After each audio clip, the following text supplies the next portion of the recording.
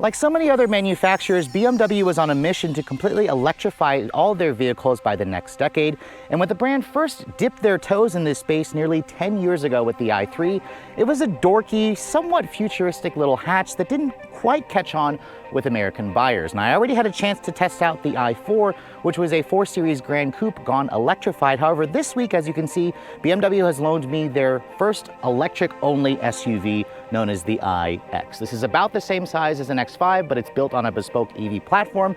And this particular one here happens to be the M60, which is the high-performance model, which kind of compares really favorably with the X5M competition. So if you guys are in the market for a high-performance SUV, but you want to go all electric, how does the all-new iX M60 stack up? Stay tuned to find out.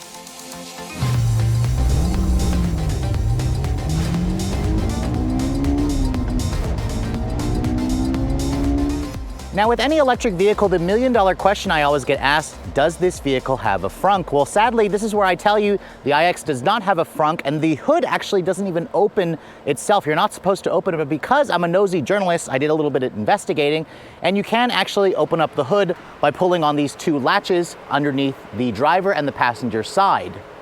Now, you're not supposed to look underneath the hood, but you can see there is no hood prop or any kind of struts to hold the hood up, so I'm actually holding up the hood myself while I'm holding the camera.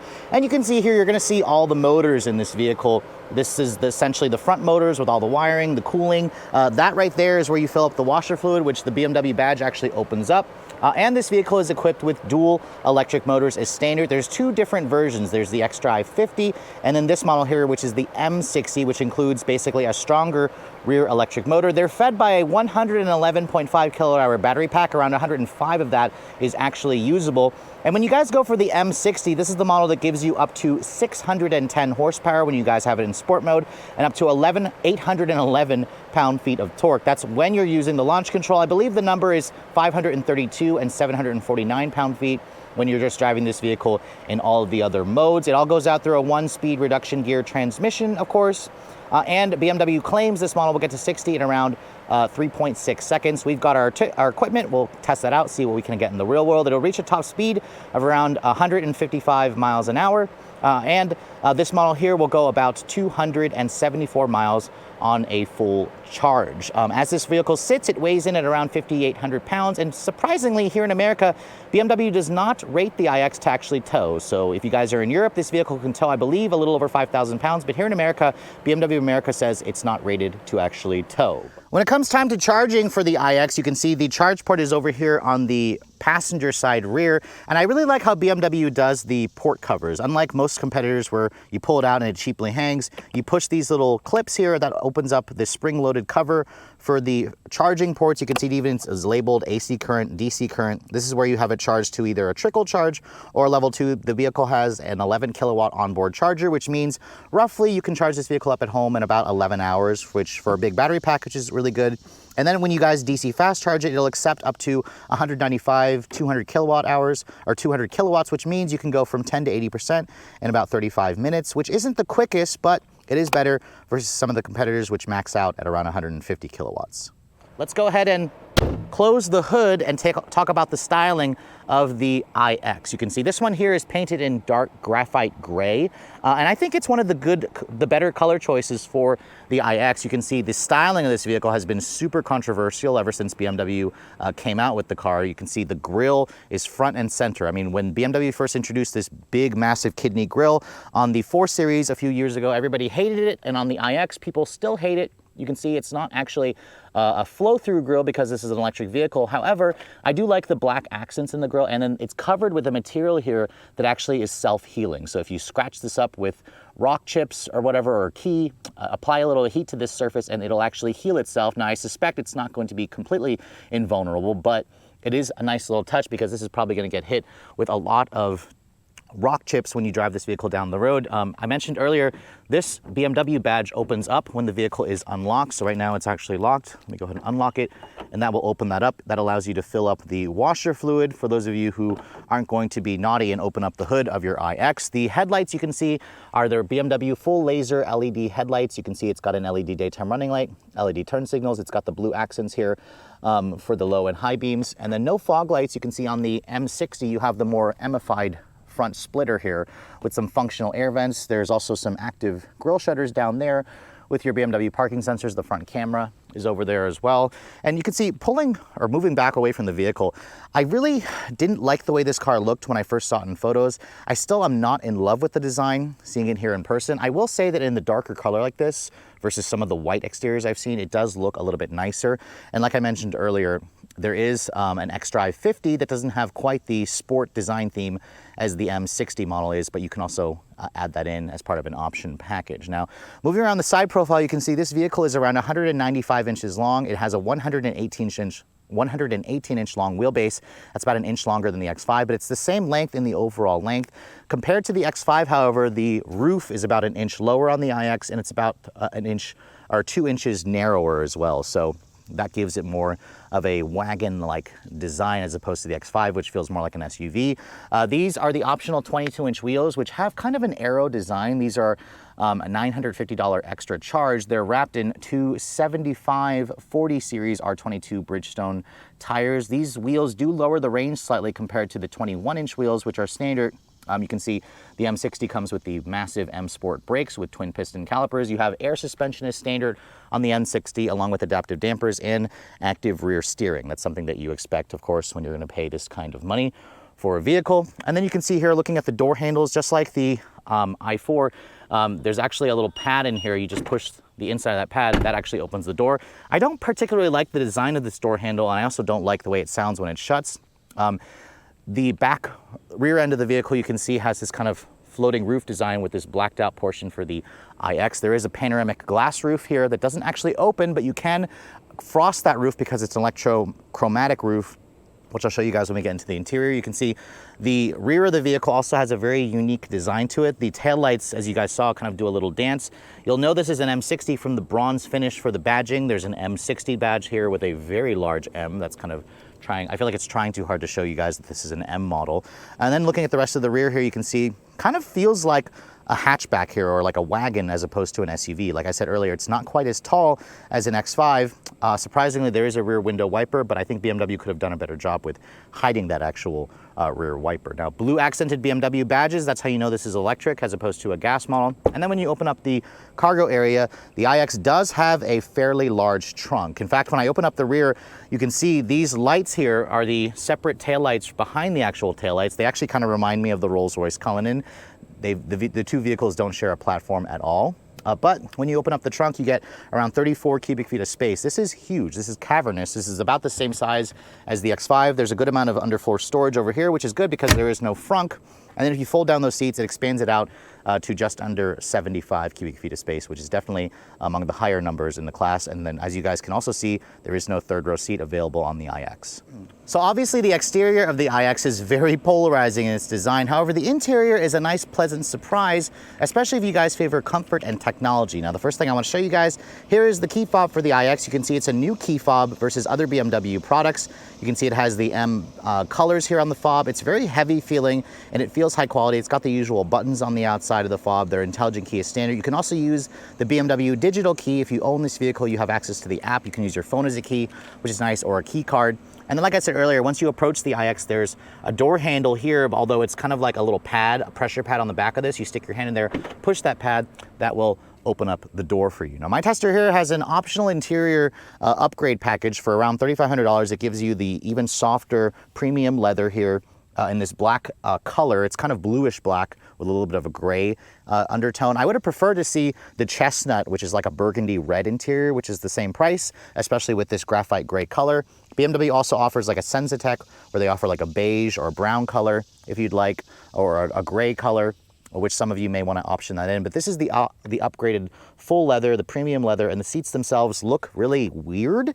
A lot of people actually don't like the way they look, but they are supremely comfortable. However, I had my 5'2" sister in this vehicle, and her head hits this portion here. So if you guys are under 5'5", is what I'm guessing, your head might hit this little hard plastic area. But if you're over that, it's going to land perfectly right here. This head restraint doesn't adjust, but it is at a really good position where it's not too far forward or too far back. But just keep that in mind if you guys are shorter. The seats, they adjust in like 20 different ways. The seat controls are controlled from here free of these glass controls. You can see you also have two-person memory. These glass controls are part of the executive package. You can also adjust the seat from the screen, but this was the first BMW to include that new iDrive 8 curved display, where it's a 12-inch display there and a 15-inch display here. The door panel, you can see, has soft touch leather everywhere. There's even a nice fabric material here. It's padded down here. You can open up the trunk over there. The window controls feel really high quality, and they have a really nice look to them. And the 30-speaker Bowers & Wilkins stereo is standard on this model. It sounds incredible. It includes 4D surround sound, where you have like a subwoofer in the actual seat that creates bass. It makes for a really nice immersive music experience. Now, getting inside, you can see the step-in height's nice because this vehicle has roughly 8.8 inches of ground clearance. You can see it's got that carbon fiber monocoque chassis where you can actually see the exposed carbon fiber in the door pockets. But getting inside, you can see really nice, easy step-in height, and you can also raise and lower that suspension if you'd like. And then the vehicle, this model here, does come with soft closed doors. So part of that executive package, the doors will close automatically for you if you just latch them. To open the door, you push this button over here, and there's also a safety manual release down here in case the power goes out. But then I do want to mention, when I actually slam the door doesn't sound great. It has a really terrible sounding thunk, which is unacceptable in a vehicle with this kind of price category. However, if you soft close the door, it'll get rid of that annoying thunk, but that's something to keep in mind. That's something that I personally noticed. Now, getting inside and starting the vehicle up, you can see the start stop button is down here. It's got more of those beautiful glass controls. Push that button, you can hear the iconic sounds create that little chime that lets you know you've turned the vehicle on. It's definitely interesting. It's different versus the other gas-powered BMWs. And then you can see here, once you turn the vehicle on, everything kind of comes to life. You have these massive displays, like I mentioned earlier, 12.3 inches here, 14.9 inches here. This is the first BMW to get iDrive 8.0, which includes wireless CarPlay and Android Auto. It also has voice commands. It has gesture controls. You can see there's the wireless CarPlay. It takes up the entire screen. It's basically as big as any other Tesla vehicle, with nearly 15 inches. And then the curved display just looks very modern. The material on the dashboard, you can see, is completely leather covered. It includes genuine stitching with contrast stitching. You can see more speakers for the Bowers & Wilkins stereo. And then the heads-up display in this vehicle is really nice. It includes things like traffic jam. It has, it shows audio information. It shows your driver assistance stuff. It has augmented reality and the actual GPS. And you can also put it in the actual screen here when you guys have Android Auto running. And then Apple Maps will actually put the displays in this screen over here, which is definitely something super unique. Haven't seen that before in a lot of competing vehicles. But you also probably notice the dash is very low. It gives you good visibility, a view out of the front, but this pillar here is on the thicker side, so that does impede a little bit on your visibility. Now, over here on the center display, I want to show you guys the BMW screen. You can see this is the new layout for iDrive 8.0. You basically hit the menu button here. You can adjust multiple things. There's all your usual apps and widgets and whatnot. It's a little overwhelming because BMW has gotten rid of most of the hard buttons. Like, for example, climate. If you want to go change the climate, you have, you know, the buttons for the temperature right here. But if you want to adjust more things than the climate, you have to hit climate menu. You have to kind of scroll. This is passenger side. This is driver side. It has heated and cooled seats with a massage function. And then if you want to access the massage on the driver's side, you push this button over here. That will essentially allow you to turn on the massage. The passenger side, however, does not have massaging seats. I was surprised to see that. Going over here to the driver's seat, you can see there's the massage. It has basically 4 different types of massage, but it's mostly just a lumbar adjustment. So I'm not really liking the massage. I never used it that much because it just kind of poked me in my lower back.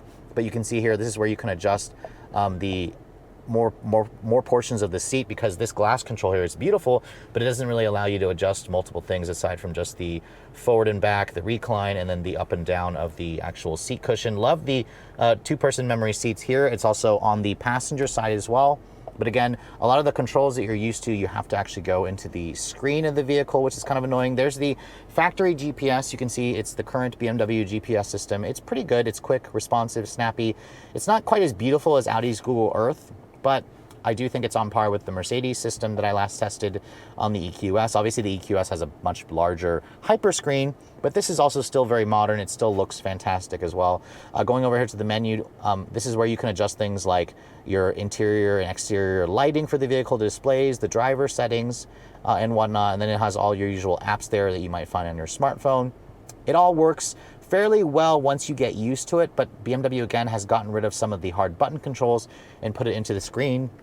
For those of you who don't like change, that might be annoying at first, but once you get used to it, it's gonna be much better. The interior ambient lighting in this vehicle, you can kind of adjust it in multiple colors. You'll notice that the glass controls have ambient lighting adjustment. There's ambient lighting along the door panels and the floorboard. However, on the dashboard, it is completely dark at night, and I kind of was surprised that BMW didn't include the lighting. The only light you get is from this screen here. It would have been nice to see some ambient lighting in the vents, but that may just be a Mercedes thing, and BMW just chose not to go that flashy with the ambient lighting. Now, in terms of down here, you can see there's this big pass-through area because it doesn't require a center drive shaft tunnel, which BMW has utilized here with a little bit of space. You have cup holders down here, a wireless phone charging pad, which works really well, actually. This is the first car that I've tested where the wireless charging pad charges my iPhone 12 Pro Max every time I place it on there, so that's a really nice thing. You can see here, here's your drive mode selector. If I put the vehicle into reverse by pushing that up, you see it has the full 360 camera, which gives you the ability to kind of check the curb views so you can keep from curbing those 22-inch wheels. It also has BMW's backup assistant and rear cross traffic alert, and you also can do a panoramic full 360 view. So again, really great technology that you expect in a vehicle of this price range. The screen quality also looks good. Drive is selected by kicking back on this, and then park is selected by pushing that button. I love the iDrive controller here with the crystal glass controls, the glass volume knob, which you can see also lights up. There's this beautiful walnut wood trim that's part of the executive package that also has white lettering with a backlit here for the buttons, which are built into the panel. This is just fantastic stuff here. You're not going to find this attention to detail in any Tesla. My modes is where you can choose the drive mode selector. You can see there's 3 modes: personal, which you can customize, sport, and then efficient. You can obviously change the drive mode by pushing this little My Mode here. Efficient changes out the instrument panel display as well and kind of reminds you that you're driving an electric vehicle. Sport, you can also customize by going into the settings here. You can adjust the drivetrain, driving dynamics, the steering response, the damper, the driver's seat, and you can also reset it. There is no sport boost function that I saw in the i4, however, but launch control is activated when you do it in sport mode. Then you brake torque it, that'll activate the launch control. When I go into efficiency here, you can see there's no settings for efficiency here, only in sport mode. And then personal mode here also doesn't allow you to actually change the settings. You can also change the designs. But again, 3 drive modes, it's pretty simple actually, a lot more simple than I expected it to be. Over here you can see there's a nice padded center console area. It's a pretty good size. I was able to fit my 2 cameras, my 2 GoPros in there. It's pretty deep. But USB charging ports you can see are down here. There's 2 USB-Cs. And then if you look at the glove compartment here, you can see you push this button, that opens it up. It's a little bit small. It's a bin style, it's stamped, and it's lined with felt. And then above me, you can see this roof is completely glass. It doesn't actually open, but there is a cool little party trick here. If I push this button, you can see that actually will frost the roof. Push it again, that will unfrost it so you can see some light. It's not quite as cool as what I've seen in like the Porsche Taycan or even the Toyota Venza, I think has a better, more change in the actual roof, but it is a cool little touch. Along with the LED map lighting over here. Like I mentioned earlier, the seats are comfortable, but just make sure you're not too short because your head will hit this hard plastic portion if you guys are, I believe, under 5'5". But overall, the interior is definitely very upscale, very premium, full of great tech, extremely comfortable, and it feels roomy and airy, which is definitely what you're going to want in a family SUV of this caliber. Hopping into the back seat, the iX does not have a 3rd row, so what you're going to find here is one of the most spacious back seats in the segment at around 39 inches of legroom. The seats themselves, you can see, are covered in the same high-quality leather. The door panel also has the same high-quality leather with the nice-feeling window controls. You still have the metal speakers for the Bowers & Wilkins stereo. This button here is what opens the door, and then there's also a manual latch here in case the power decides to go out on you. But getting back here, you can see 5'7" and shutting the door. It also has a soft close function, but if you slam it, the door still sounds a little bit on the cheap side, so I'm not really in love with that. But you can see here the bench is kind of low. I do notice that. So as I'm sitting here, I feel like I'm blocked. I'm sitting lower than the front seat, so that does kind of intrude on your visibility. Thankfully, this pillar here is nice and low. You can see there is ambient lighting in the actual door panels. This is actually red when you have it in sport mode, or if the doors are locked, it's green, or when the doors are unlocked, it's actually going to show red. It's going to show green when the doors are locked. You can see pillarless windows, which is definitely nice. And then the seats, you can see, have an interesting design. This is where you can essentially have a rear seat entertainment system mounted here. There's 2 USB-C charging ports. There's also a pass-through over there. I suspect if you guys have little kids, they might put things in here to annoy the driver or the passenger. So again, that's a weird design that I don't think that BMW is thinking about for people who have kids. You can see there's some vents underneath here. And then there's also some air vents right here on the center console. Ambient lighting is also carried through. There's a completely flat floor here. You do have heated seats back here, but there's an empty button here. It would be nice to see cooled seats. You have 4-zone climate control, which is definitely nice. And then you can see here the seats have this armrest that folds down, and then the cup holders are going to be located over here. Surprisingly, this seat does not recline. It would have been nice to see this seat recline. It's just completely fixed into position. And then above me, you can see the panoramic glass roof does let in a really good amount of light. You can't actually frost it from back here, but there is some separate ambient or separate interior map lighting back here that you can access. But overall, if you need an electric SUV that has a big back seat and you don't need the third row, this should be at the very top of your list because of the spacious amounts of legroom. So here we are finally behind the wheel of BMW's all-new, all-electric SUV, the brand's first ever and the first ever electric SUV to wear the M-ified badge. Obviously, the very first M-ified electric vehicle was the i4, which I fell in love when I first tested it a couple months ago. So now that we're behind the bespoke platform, this is the iX, and this is the M60. I was kind of hoping I would drive the xDrive 50 first, the lower end model, but hey, I can't complain when BMW sends me the faster version.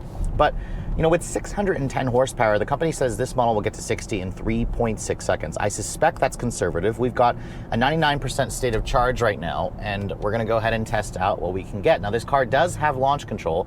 To engage it, you basically hit the My Mode button here, make sure it's in sport mode, and then just floor the brake and the accelerator. The Iconic Sounds makes an interesting sound effect. Oh, God, Jesus. 3.19 seconds. That is almost a half a second faster than what BMW claims. 3.2 seconds, basically. Wow. I knew this car was fast, but this is my first time 0 to 60 testing it. Holy moly, that is fast. That is actually a smidge quicker than the i4, because I got 3.3 seconds in that. So this is actually a little bit quicker, and it's bigger, and it's heavier. But remember, this has like an extra 100 horsepower, and it also gives you 811 pound-feet of torque when you are using the launch control. That is just insane how fast this car is. Absolutely bonkers how quick it is. But let's go ahead and see what we can get again here, just because we can. Love that sound effect. Oh, God. 3.3 there. This is with it going slightly uphill, so we'll take that 3.19. That is absolutely crazy speed. Now, obviously, it's not as fast as something like the Tesla Model X Plaid. This car is about as big as that vehicle, minus the third row, but still, you can't argue with 3.2, 3.3 seconds. That is just stupid fast. You're never going to need anything quicker than that. In fact, I believe the xDrive 50 is only about, BMW says 4.4. I'd probably say it's around 4 seconds, so it's not quite a second slower, but it's still going to be plenty fast for most people. But just driving the vehicle around in sport mode, this car does come with adaptive dampers, air suspension. That's standard. That's one of the reasons why you go for the M60, and it also has rear wheel steering. So this vehicle weighs like 5,800 pounds, but it turns on a dime. The response of the steering is really fast. The vehicle changes directions with authority quickly. You kind of lose track of the weight. I mean, the vehicle feels heavy, or it feels big for sure. It feels very low and wide, surprisingly. Actually, it almost feels like I'm piloting a minivan from the driver's seat. The dash is really low, which gives you great visibility.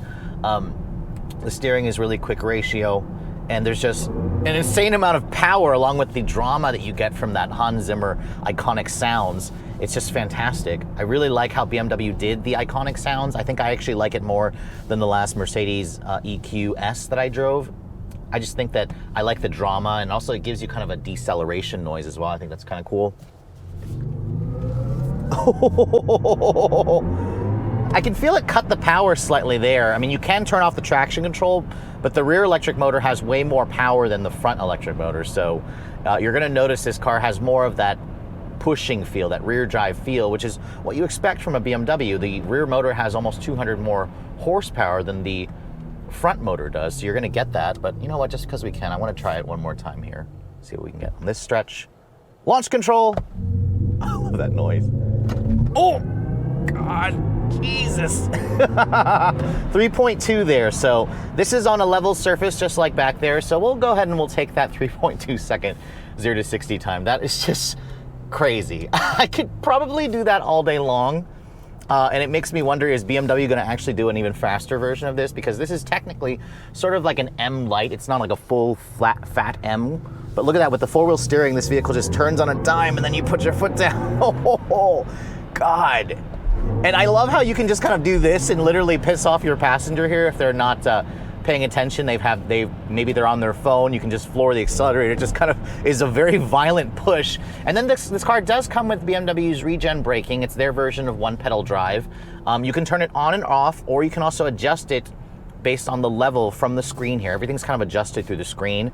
And I will say in the highest mode, it gives you true one pedal drive. It doesn't bring you to a full stop though. I would have preferred it bring me to a full stop. It doesn't do that, sadly. The one thing I think BMW missed on is the fact that if you're using the adaptive cruise, which by the way, the driver assist in this car works pretty well. My tester has that driver assistance package where it gives you traffic jam assist at low speeds. If I want to adjust the follow distance, I actually have to go into the screen here, which I think is a terrible design to have to go here into the screen. You have to go hit menu, and then you have to scroll down and you have to go to driving settings and driver assistance. Now there is a quicker button, I believe, if you just tap it here, but again, I shouldn't have to go into this screen over here to adjust the distance. There should be a separate button here on the wheel, and there isn't. So that's kind of a miss there for BMW. Same thing with all the climate controls. It's all in the screen now. BMW has gone with a more simplistic design here. And it takes some getting used to, but you can also use the BMW commands where you can tell it to do a few things. It works okay. The visibility in this car, however, is really good, although this chunky A-pillar, you can lose a vehicle in that, but thankfully with the low dash, you can see very clearly out of the front, out of the sides. The back also has a good view. I kind of wish BMW would do a rear view camera driver's mirror over here. That would be nice for them to do. The steering surprisingly has a good amount of heft and feel to it, and the seats are also really comfortable. I love how they are perfectly suited for my frame. There is also a massage function for the driver's seat, but it's kind of more of a rudimentary lumbar massage. I actually didn't use it very much because it just kind of, I found it annoyingly poking me in my lower back, which it's not as good as the massage that you'll find in an X5M, which by the way, the X5M is going to be actually slower than this car, if you can believe it, but that's just kind of the world we live in with electric vehicles. And then there's the range. Now, BMW claims 274 miles on a full charge with this model with the 22-inch wheels. I'm really shocked to say that in my real-world testing, I was able to get around 310 to 315 miles. That's impressive, the fact that this car beat the range estimates. And I've seen that from other publications as well. They've been able to go longer on a full charge than the EPA estimates. The Germans tend to be conservative in their 0 to 60 performance numbers, horsepower figures, and also in the range figures. So even though 274 may not sound like a lot, in real world testing, you guys are going to do well over 300, especially if you're going for the smaller 20 and 21-inch wheels. That actually gets better range versus this model. And if you guys go for the xDrive 50, that'll do up to 324 miles of range, but I've seen people do as much as 350 to 370 miles on a full charge in the real world. I haven't had a chance to personally test that, but I'm hoping I'll be able to get my hands on an xDrive 50 at some point. So yeah, once you kind of get past the very, very polarizing styling of this car, the iX is a really excellent luxury SUV that just happens to be electric. Now, I wish BMW had made this car a little bit more special for the M60. I'm not entirely sure it's worth it to go to the M60. I can't say for sure until I drive the base xDrive 50, but what I can say is if you guys are considering an X5M, this should also make it to your list because the two vehicles are roughly the same price, the same size, but the iX is actually the quicker option. So after spending a full week with the brand new 2023 BMW iX, I was expecting to like this vehicle, especially since I fell in love with the BMW i4 Gran Coupe, which wasn't even a bespoke EV platform. However, this model here is a bespoke EV platform. It's about the same size as an X5, so it's the right size for a lot of American families. And once you kind of get past this polarizing design, I will grudgingly admit it's not my favorite design for any BMW SUV. What you have here is a nice driving, long-range, premium-feeling electric SUV that definitely feels like a step above a lot of its competitors. If you're going to compare this to something like the Audi e-tron SUV, I do much prefer the BMW because of its quicker acceleration and much better range. In terms of the charging, this vehicle also charges a little bit faster than most of its competitors at around 200 kilowatts. I was able to go from 10 to 80% in around 35 minutes or so, which I think is quick enough. It could be faster, so BMW does need to step up their game because competitors are now doing up to 350 kilowatts, which is going to be the norm in the next year or so. And then performance. You guys saw 0 to 60 in 3.2 seconds. It's just crazy fast. And even though it's not quite Tesla Model X Plaid fast, I will say that this is a better looking vehicle for me versus the Tesla Model X, although the Tesla does offer a better charging network and it also offers that third row. I would really love to see BMW do an X7 sized electric SUV for those families out there who need the third row. There are definitely a lot of people who are looking for that.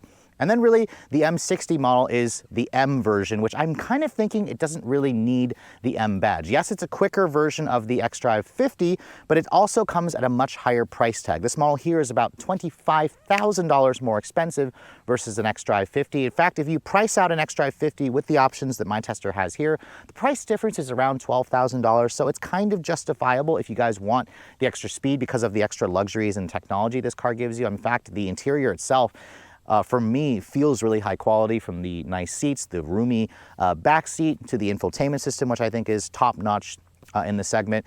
And again, once you get past the styling and the high price tag, because my tester here has an as-tested price of around $114,420, so basically 115 grand. If you compare this car to something like the X5M competition, which you could technically compare them, they are a similar sized vehicle and have similar performance. This is quicker. They're gonna get roughly the same amount of range on a full charge or a full tank of gas. I do think the iX is gonna ride a little bit better, and it's going to have a little bit more interior space because of that bespoke platform. And the X5, when I priced it out, is about $10,000 more expensive than this vehicle. But again, you do get those lovely V8 noises. But with this car, you get a much more futuristic feel with a better infotainment system. So I think if you guys are comparing the two, this is a worthy alternative to an X5M competition. But I suspect that once, other competitors come out with their luxury SUVs that are going to compete with this, Mercedes is going to be coming out soon with their EQE SUV, which is going to compare favorably with this. And then Audi will eventually update the e-tron SUV, which I think was a great first effort. However, for the same money, I'd much rather have this vehicle here. And then, of course, there's the Tesla competitors. The iX is certainly an interesting vehicle. Once you kind of get past that straight exterior styling, it may actually be worth a look. But with all that said, hope you guys have enjoyed my full overview on the brand new 2023 BMW iX M60i. If you're also looking to see the latest cars I'm testing, be sure to follow me on Instagram at Redline_reviews. Like us on Facebook. And as always, guys, please keep subscribing to the Redline Reviews YouTube channel for all the latest reviews. Thank you so much for watching. I'll catch you all in the next video.